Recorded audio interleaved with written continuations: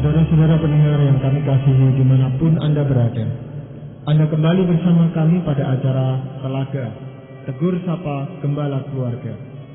Saya Gunawan Santoso dari Lembaga Bina Keluarga Kristen akan berbincang-bincang dengan Bapak Heman Elia, Magister Psikologi, dan beliau adalah seorang pakar dalam bidang konseling serta dosen di Seminari Alkitab Asia Tenggara, Malang.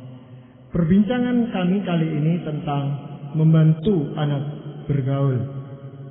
Kami percaya acara ini pasti bermanfaat bagi kita sekalian, dan dari studio kami mengucapkan selamat mengikuti.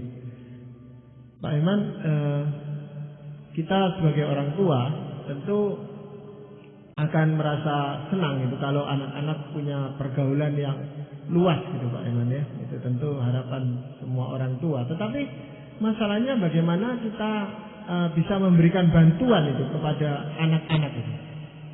Memberikan bantuan kepada anak-anak agar mereka bergaul itu adalah menciptakan suasana juga di dalam keluarga, suasana di mana interaksi antara orang tua anak dan sesama saudara itu bisa berjalan dengan baik. Dengan demikian anak-anak juga akan belajar dari sana bagaimana berinteraksi dan bergaul satu dengan yang lain. Iya, yang kami jumpai itu kadang-kadang ada anak itu yang pendiam. Tadinya kami kira memang pada dasarnya anak itu pendiam. Apakah memang begitu Pak? Iya, ada kalanya memang ada anak yang pendiam. Tetapi sebetulnya kalau misalnya seorang anak tidak mau bergaul, sama sekali tidak mau bergaul, nah ini kemungkinan ada masalah di sana. Ya biasanya itu dia merasa pernah disakiti atau pernah dirugikan gitu Pak. Jadi sehingga anak itu enggan bergaul dengan teman-temannya atau dengan saudaranya sendiri. Iya betul. Ada kemungkinan peristiwa-peristiwa yang tidak menyenangkan waktu dia bergaul dengan orang lain itu membuat dia menjadi enggan untuk bergaul dengan orang lain. Tetapi kalau misalnya pendiam itu adalah suatu sifat, nah yang penting adalah kita melihat kalau anak itu pendiam, meskipun dia pendiam, dia masih tetap mau bergaul. Mungkin bergaulnya tidak dengan banyak orang, 1-2 orang, tetapi dengan 1-2 orang ini dia bisa bergaul dengan akrab dan dia bisa berinteraksi dengan baik dengan orang-orang itu.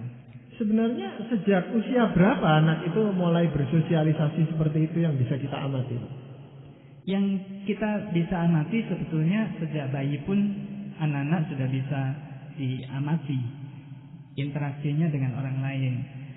Jadi misalnya saja kalau orang tua itu mau bercakap-cakap dengan anak meskipun anak belum mengerti, belum tahu tentang bahasa, tapi kadang-kadang orang tua ini mengajak anak ini, si bayi ini berbicara. Dia bertanya sendiri, menjawab sendiri. Kita akan melihat perkembangan yang baik sekali dari seorang anak, yaitu si bayi ini akan lebih cepat tersenyum, menanggapi pembicaraan, dan mengeluarkan suara-suara seolah-olah dia sedang berkomunikasi. Ya, jadi kalau ada bayi atau ya anak yang masih terlalu kecil itu seringkali ditinggal oleh orang tuanya atau bahkan pengasuhnya gitu, akibatnya apa Pak? Ya, akibat paling buruknya dia bisa lumpuh di dalam hal keterampilan sosialnya. Jadi memang sebaiknya orang tua ataupun pengasuh itu sebanyak mungkin mengajak anak untuk bercakap-cakap ataupun berinteraksi sekalipun anak ini belum mengerti akan bahasa. Iya. Nah, setelah anak itu mulai belajar jalan, biasanya memang mulai luas itu dunianya dia itu Pak ya, bukan lagi di box atau di apa. Nah, bagaimana itu kita membantu dia yang sudah mulai berkeliaran ini supaya bisa terjadi pergaulan yang sehat? Kita berinteraksi saja dengan anak seperti cara-cara yang biasa. Pada anak-anak usia seperti ini, dia mungkin memerlukan banyak pelukan, kemudian juga tetap seperti biasa diajak bercakap-cakap, dan kalau dia misalnya ke sana ke sini mengeksplorasi lingkungannya, nah kita bantu dia dan kita banyak bersama-sama dengan dia. Ini adalah satu sarana bagi orang tua untuk membuat anak ini terampil di dalam berinteraksi dengan orang lain sejak bayi. Apakah memang ada tanda-tandanya Pak Eman kalau seseorang anak itu nantinya itu akan sulit di dalam pergaulan itu? Apakah kelihatan itu Pak? Ada kalanya tidak langsung bisa terlihat. Tetapi kalau kita melihat misalnya seorang anak sejak bayi, misalnya waktu diajak berinteraksi dia tidak ada kontak mata ataupun kontak matanya miskin. Kemudian dia lebih suka asik dengan dirinya sendiri dan dengan mainannya. Dia tidak bisa dengan sedemikian mudah stimulasi atau ditarik perhatiannya sewaktu kita bermain-main dengan dia, berusaha menarik perhatian dia. Ada kemungkinan anak ini di kemudian hari akan mengalami beberapa gangguan di dalam interaksi sosialnya. Iya, sulitnya itu ada anak yang kalau di rumah itu lincah sekali gitu Pak ya, gampang bermain dengan saudaranya, tapi begitu keluar rumah misalnya di sekolah atau di tetangga-tetangganya, dia menjadi anak yang pendiam gitu Pak. Iya, biasanya yang seperti ini bisa terjadi karena beberapa hal. Kemungkinan yang paling besar adalah bahwa anak ini merasa tidak aman berada di lingkungan sosial tertentu, sehingga dia lebih cenderung diam atau bersembunyi. Jadi dia tidak bisa dengan tepat menyesuaikan diri dengan lingkungan barunya. Iya. Tapi akhirnya akan bisa gitu. Kalau sulit menyesuaikan diri dengan lingkungannya, tapi akhirnya kan akan terbiasa dia, Pak. Ada anak berbeda-beda ya. Ada anak yang bisa dengan cepat menyesuaikan diri. Jadi setelah selang beberapa hari lalu dia mempunyai teman yang banyak dan dia dengan lincah bergaul. Tetapi ada juga anak-anak yang memang lambat di dalam bergaul. Nah, memang ada bermacam-macam anak begitu, bermacam-macam tipe.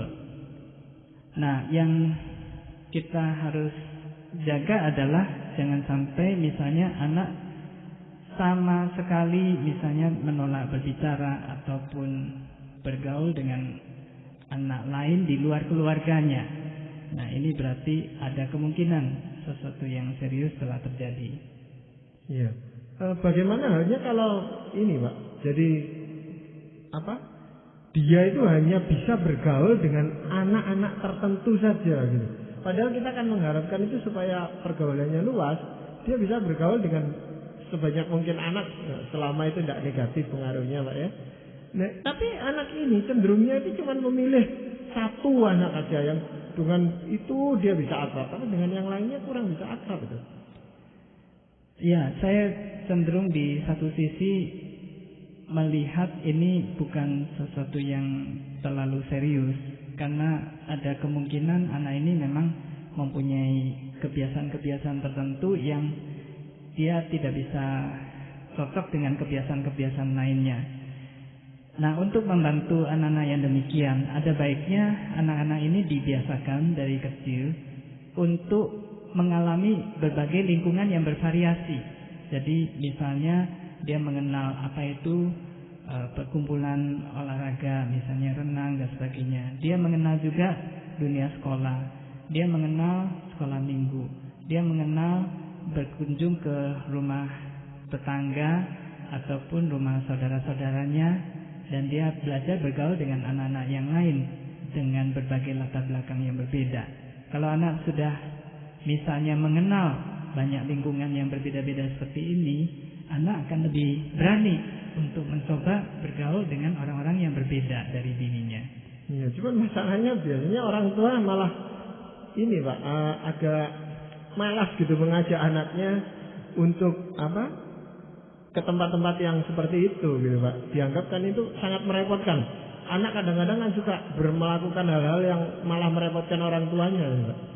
Iya betul Pak Gunawan. Jadi memang perlu ada sedikit pengorbanan dari orang tua supaya anaknya ini mempunyai dasar yang baik untuk bisa berinteraksi sosial. Dan kita tahu bahwa relasi sosial ini sangat penting, terutama ketika seseorang beranjak dewasa dan kemudian dia harus memasuki dunia yang bervariasi, yang di mana-mana kita perlukan keterampilan sosial itu.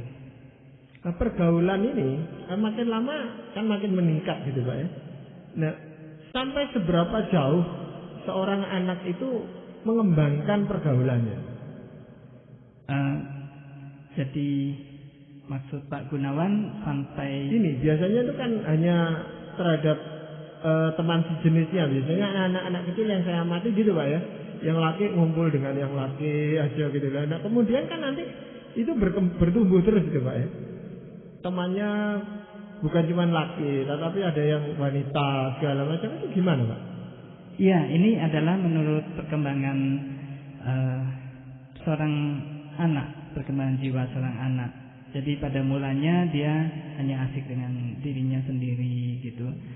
Meskipun dia bermain bersama-sama dengan anak lain, tetapi dia masih mengikuti peraturan dan iramanya sendiri. Dia seolah-olah tidak berinteraksi dengan orang lain di dalam suatu permainan. Lama-kelamaan dia mulai mengenal orang lain dan bisa bermain bersama orang lain, tetapi yang dari yang sejenis. Dan kemudian lama-lama dia juga mengenal lawan jenis, tetapi mungkin pada suatu saat terjadi semacam permusuhan gitu ya. Tapi itu semacam, bukan sungguh-sungguh bermusuhan, tetapi semacam klik begitu. Dan kemudian makin besar dia ketika organ-organ seksualnya sudah mulai berkembang pada saat remaja dan kemudian remaja, anak sudah mulai saling tertarik dengan lawan jenis tetapi masih malu-malu. Dan pada remaja tengah, remaja madya, mereka sudah semakin banyak yang berpasangan, berpacaran, dan mereka sudah mulai berusaha untuk mendekat antar lawan jenis. Mulanya berkelompok, kemudian semakin lama semakin intim dan sendiri gitu, berpasangan maksud saya.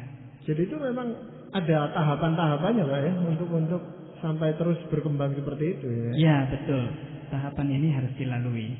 Iya, nah itu peran orang tua sebenarnya Pak ya. Kita kan kepinginnya itu keinginan kita sebagai orang tua itu ya memberikan bantuan, memberikan dorongan, memberikan pengarahan dan sebagainya. Itu sebenarnya sampai sejauh mana kita itu boleh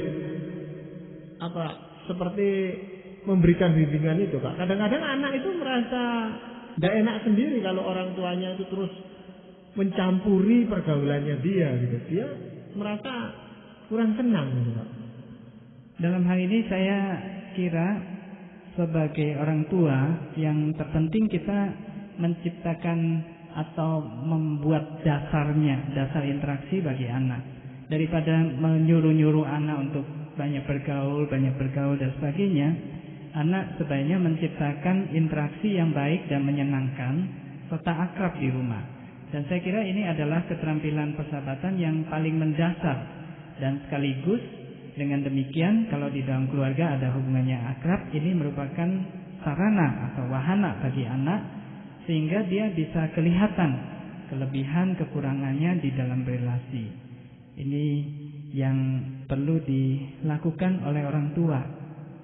Ya, sedang keakraban itu sendiri membutuhkan waktu, membutuhkan perhatian gitu Pak, yang mungkin saat ini orang tua juga semakin sulit gitu menyediakan semua itu. Ini memang kendala di dalam banyak keluarga.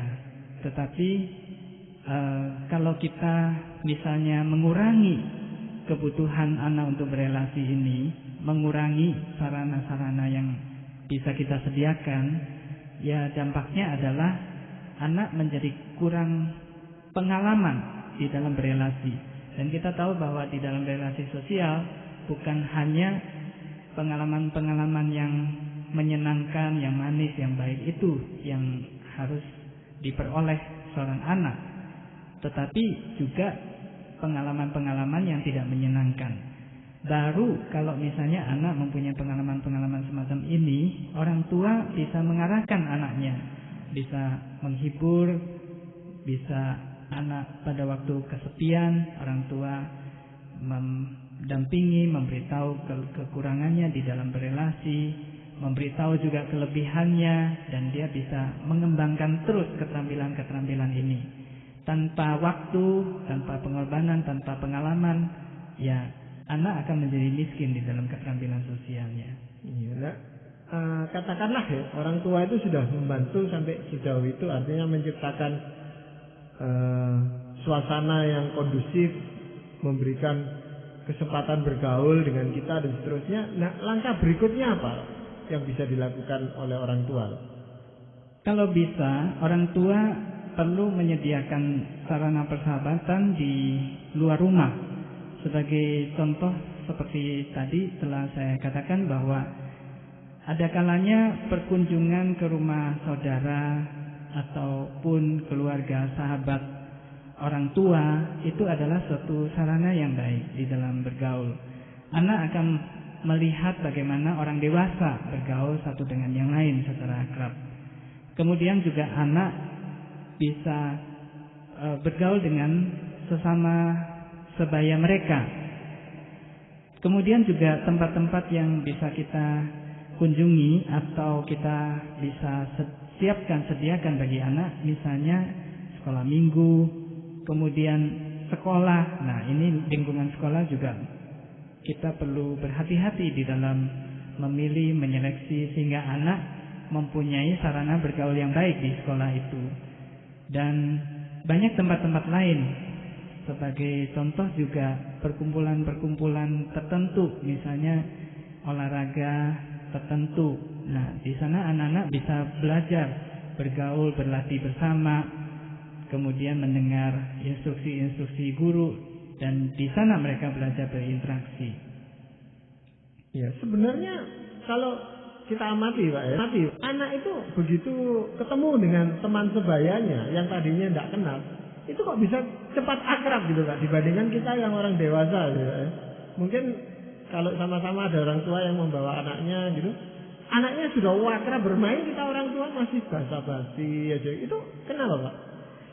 Ya, ada beberapa hal ya. Ini hal yang unik dan juga kelihatannya lucu. Anak-anak itu secara naluri mereka lebih spontan. Mereka lebih tanpa prasangka. Kalau orang dewasa, kita sudah mungkin mendapat indoktrinasi atau pikiran-pikiran negatif macam-macam, banyak prasangka, sehingga membuat ada suatu penghalang antara kita dengan orang lain. Nah, sedangkan anak-anak ini semua belum ada. Dia tidak membedakan warna kulit, asalkan kelihatannya sebaya, bahasa isyarat pun jadi. Dan anak-anak umumnya tidak begitu, karena dia spontan ya, tidak begitu banyak hambatan di dalam berinteraksi dengan anak-anak yang lain. Nah, ini menyebabkan anak-anak kelihatan lebih cepat akrab dan kelihatan memang lebih tulus, karena orang dewasa umumnya banyak topengnya. Iya. Jadi katakanlah itu, Pak ya, anak itu berasal dari dua bangsa yang berbeda gitu, Pak ya. Ketemu itu apakah mereka bisa bergaul? Iya, bisa, asalkan tidak ada hambatan-hambatan dari orang tuanya. Misalnya orang tuanya melarang seorang anak bergaul dengan suku bangsa yang lain, begitu. Secara umum kalau anak dilepas, anak-anak akan bergaul dengan Nah, ini yang salah satu cara membuat anak-anak tidak banyak berprasangka, tumbuh di dalam suasana yang baik, yang tidak berprasangka terhadap suku lain ataupun agama, orang dari agama yang lain. Itu adalah mengumpulkan mereka bersama-sama untuk dididik di suatu dunia pendidikan yang sama, yang satu, tanpa suatu hambatan, tanpa suatu nasihat, tidak boleh bergaul dengan orang yang macam begini dan sebagainya. Ya, tapi tetap kita melihat bahwa ada kecenderungan atau bukan kecenderungan tetapi kadang-kadang itu di dalam pergaulan itu anak ternyata tersesat atau keliru di dalam bergaul sehingga menjadi kurang baik gitu atau bahkan mencelakakan masa depannya. Dan kita kalau kita mengetahui hal itu atau bagaimana kita mau mencegah hal itu terjadi, itu apa Pak yang harus dilakukan oleh orang tua? Sekali lagi dasarnya adalah di dalam rumah dulu. Jadi kalau kita mau mencegah hal itu semua, kita harus mempunyai keluarga yang kokoh. Kemudian kita mengajarkan kepada anak-anak apa yang baik, apa yang tidak baik. Dan nantinya ketika anak lebih banyak bergaul di luar rumah, mendapatkan banyak pengaruh dari luar, maka anak sudah tahu dari lingkungannya dan dia bisa cerita di rumah. Oh tadi saya diajak begini-begini, oh tadi si Anu ngomong begini-begini. Nah anak akan bisa dari dirinya sendiri untuk memilih mana yang baik yang harus dia lakukan, mana yang kurang baik. Jadi itu boleh kita ajarkan dan kita arahkan di rumah. Ya sebenarnya saya rasa menolong itu buat orang tua kalau anak itu setelah bergaul atau bermain-main di luar dia pulang lalu dia menceritakan pengalamannya kepada kita. Jadi lewat anak itu cerita kita tahu bagaimana pola atau bentuk dari pergaulan mereka. Ini poin yang bagus sekali Pak Gunawan. Jadi memang orang tua harus menciptakan komunikasi yang baik di rumah. Dengan komunikasi yang terbuka dan tidak saling mencela, maka anak akan lebih berani untuk bercerita. Segala sesuatu yang terjadi di luar dengan teman-temannya, dengan interaksi dia dengan gurunya dan orang lain, dia akan ceritakan. Dan ketika ini diceritakan, kita mempunyai kesempatan untuk mengarahkan anak di dalam berelasi. Ini suatu sarana yang baik. Iya. Tetapi kita tahu bahwa pedoman yang terbaik itu tentu datang dari firman Tuhan, Mbak ya. Nah, di dalam ini pergaulan ini atau peran orang tua di dalam membina anaknya di dalam pergaulan, apakah firman Tuhan itu membicarakan sesuatu gitu? Ada satu ayat yang mengesankan hati saya tentang seorang sahabat, bagaimana sifat dari seorang sahabat. Saya ambil dari Amsal Salomo pasal 17 ayat 17. Seorang sahabat menaruh kasih setiap waktu dan menjadi seorang saudara dalam kesukaran. Seorang sahabat menaruh kasih setiap waktu dan menjadi seorang saudara dalam kesukaran. Semoga ini bisa menjadi suatu sarana atau bekal bagi orang tua, baik di dalam pergaulannya sendiri maupun di dalam mengarahkan anak-anaknya untuk bergaul dengan orang lain. Iya, jadi pertama-tama bagaimana kita mempersiapkan anak bisa menjadi sahabat bagi orang lain, Pak. Nah itu apa yang bisa dilakukan oleh orang tua? Adalah kasih. Jadi ada suasana saling mengasihi di rumah, membuat anak itu memperoleh kasih dan belajar mengasihi juga orang lain. Dan kita tahu dari ayat tadi bahwa yang dimiliki oleh seorang sahabat adalah kasih setiap waktu. Iya, dan biasanya buat anak-anak itu yang saya amati juga, itu kalau dia dalam kesukaran dan ditolong oleh sahabatnya, itu rasanya lebih berkesan daripada kita orang tua yang menolong dia. Kok bisa begitu, Pak ya?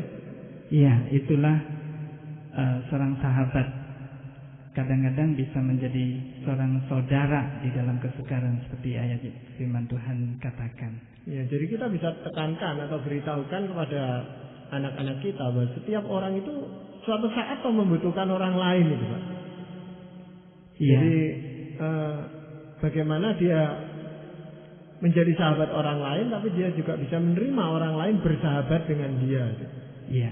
Ya, jadi itu memang saya rasa saat ini sangat dibutuhkan sekali, karena kalau enggak itu mereka akan mencari persahabatan yang ya seadanya aja, karena makin hari rasanya makin sulit mencari sahabat yang baik, Pak, di sekeliling kita. Betul. Ya. Jadi terima kasih sekali Pak Eman untuk kesempatan perbincangan kali ini. Dan para pendengar sekalian, terima kasih Anda telah mengikuti perbincangan kami dengan Bapak Eman Elia, Magister Psikologi dalam acara Telaga, Tegur Sapa Gembala Keluarga. Kami baru saja berbincang-bincang tentang membantu anak bergaul. Bagi Anda yang berminat untuk mengetahui lebih lanjut mengenai acara ini, kami persilakan Anda menghubungi kami lewat surat. Alamatkan surat Anda ke Lembaga Bina Keluarga Kristen atau LBKK, Jalan Cimanuk 58, Malang. Anda juga dapat menghubungi kami lewat email dengan alamat telaga@indo.net.id. Saran-saran, pertanyaan serta tanggapan Anda sangat kami nantikan. Dan akhirnya dari studio kami mengucapkan terima kasih atas perhatian Anda. Sampai jumpa pada acara Telaga yang akan datang.